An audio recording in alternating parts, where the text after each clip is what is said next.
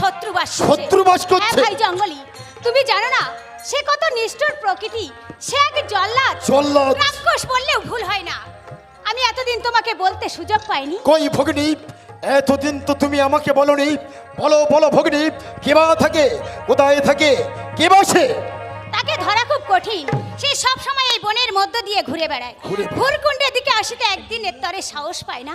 পেটের দায়ে যত কাঙাল করি মধু কষ্ট সংগ্রহ করতে আসে। সেই অবসরে সেই জল্লাদ গরিবদের উপর অত্যাচার চালায়। আমাদের এই 18 ভাড়ার মধ্যে অত্যাচার করে এমন দুষ্ট দুরাচার কি আছে ভগিনী? শুধু অত্যাচার করে তা নয়, তার পাশবিক লালসা মেটাবার তরে নর মাংস করে ভক্ষণ। আরে আরে দুষ্ট দুরাচার কি বা কহিত রে।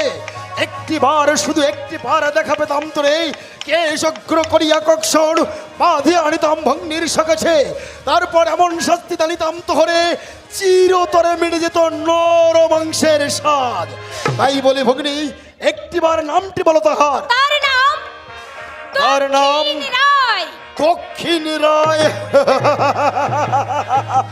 দক্ষিণ রায়, সেই দণ্ডবক্ষ মণির পুত্র দক্ষিণ রায় ব্রহ্মণকুলে লোভিয়া জনম, যত সব কুকীর্তি করে আচরণ। যাও ভাই, যত সত্তরে পারো তাকে ধরে নিয়ে এসো, নতুবা কলঙ্ক রটিবে সারা বিশ্ব মাঝারি। তবে তুমি একটিবার দোয়া করো ভগ্নি, শত্রু দমনে যাত্রা করিব আমি। তাই যাও ভাই, তাই যাও। তবে এই আমি চলিলাম ভগ্নি, দেখি বসে কেমন মায়াবীর অক্ষর দক্ষিণ রায় আমাদের এই অধিকারে ছাড়া বেশি বসি যত সব কুকীর্তি করে আচরণ, সারা বড় পাতি পাতি করে অন্বেষণ, যদ্যপি তাহারে পারি ধরিবারে বাঁধিয়া আনিব ভগ্নি তোমারও সকাশে।